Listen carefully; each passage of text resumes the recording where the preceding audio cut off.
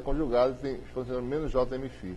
E a integral cruzada desse termo com esse só vai ser não nula para m igual a 1. Né?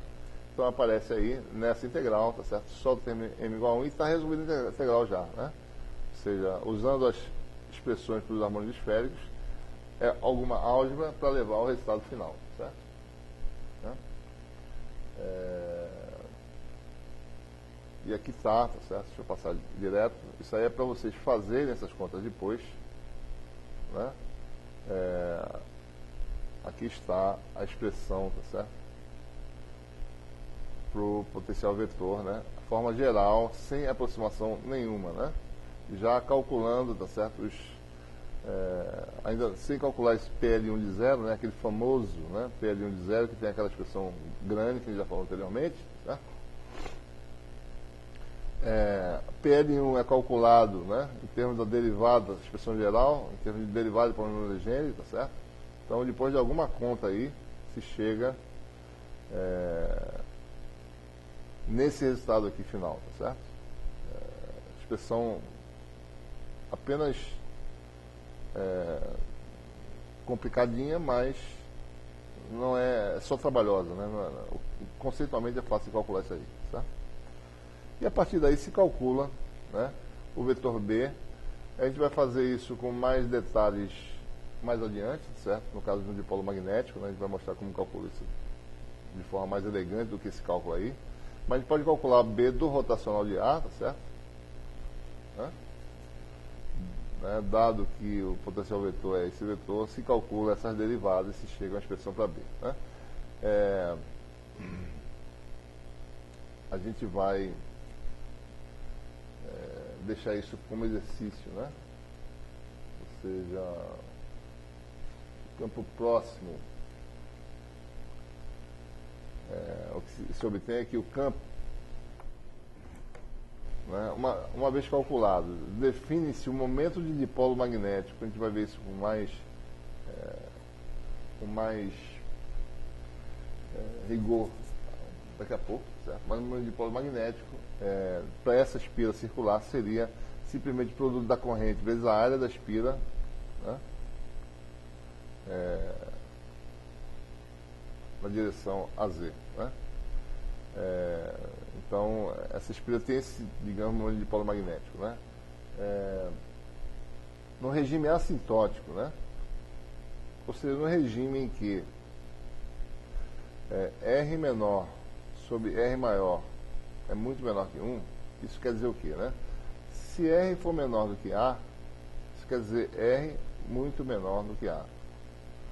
Se por outro lado R for maior do que A, isso quer dizer R muito maior do que A. Então, ou seja, muito próximo do eixo do dipolo, da espira, certo? Aqui, numa região aqui em torno da origem, eu tenho uma das condições, e no regime assintótico, né?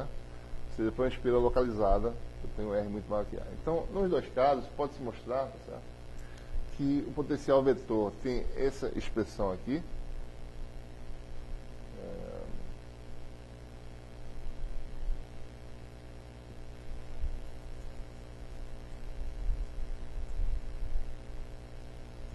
o potencial vetor, né, para R muito menor que A, vamos colocar assim desse jeito. O potencial vetor é dado por varia linearmente com a distância, μ0r,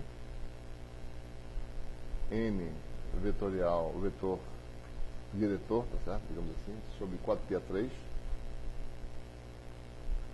Então o potencial vetor aumenta com a distância, né? Imagina uma esferinha de raio R, tá certo? Em torno da origem, né? O potencial vetor aumenta com a distância R, né?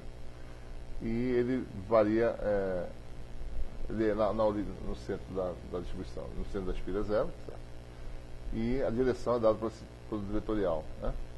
E se calcular o rotacional de B, isso aqui vai dar μ0m sobre 2π a 3, é um vetor constante, porque é a derivada radial da constante, né? Sobre 2π a 3. Né?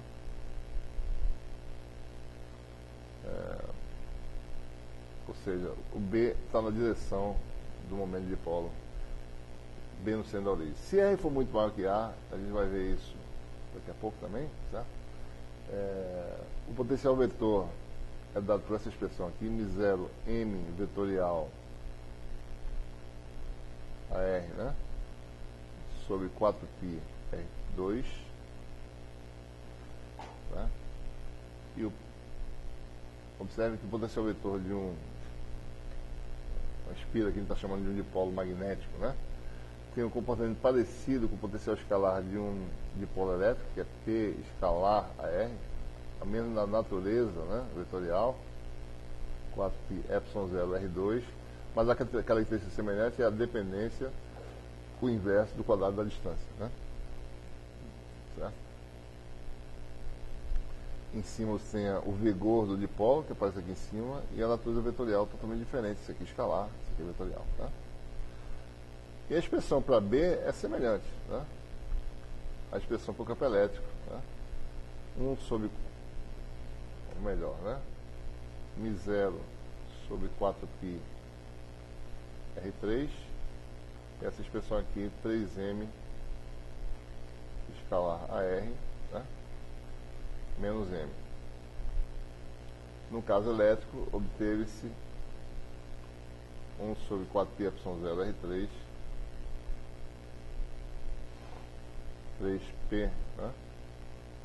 Escalar AR, menos P. Ou seja, observe a semelhança das linhas de B e de E para os dipolos magnético e elétrico, né? Ou seja, as linhas são semelhantes, né? Então, um dipolozinho magnético, ou duas linhas fechadas reais, tá certo? No regime assintótico, né?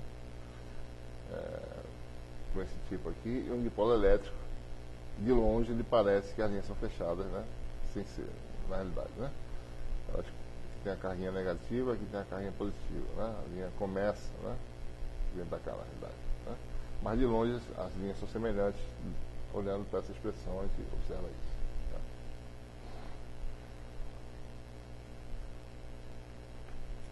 Muito bem.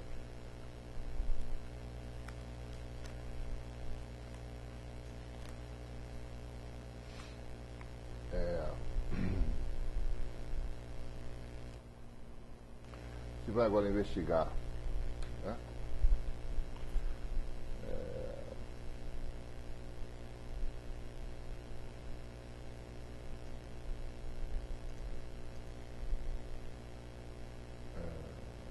Aqui é 23. Não, mas o que é isso aqui?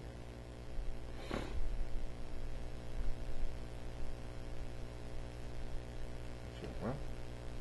Já fez. A gente quer agora investigar, né? Vai começar agora a tentar entender a matéria magnetizada, né? A gente vai ver que nada mais, a matéria magnetizada nada mais é do que o movimento, né?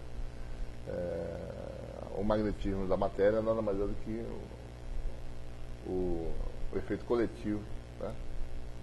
Das partículas eletrizadas, no ponto de vista clássico, digamos, em movimento orbital em torno do núcleo, né? Mas tem também os próprios elétrons que têm o seu próprio momento angular, né? E isso efetivamente representa um movimento de carga rotacional, que é equivalente também a uma microcorrente. Então tudo isso contribui para o magnetismo da matéria, né? Então, no fundo, o magnetismo da matéria são as correntes microscópicas, né? Que elas exibem, certo? Então a gente quer avaliar, né, uma distribuição localizada, como é que ela é vista, né, no regime assintótico, ou seja, quando a distância é grande comparado com a dimensão da distribuição, né? Ou seja, um átomo ou molécula é classificado nessa categoria. Ele é localizado, certo? Tem uma distribuição de carga, que tem um movimento angular, né, que produz um efeito magnético a certa distância. Então é isso que a gente quer saber. Digamos que eu possa confinar essa minha distribuição de corrente num raio R0, tá? E eu quero saber, longe, fora dessa esfera, tá certo? Qual seria mais ou menos o potencial vetor, né? E eventualmente o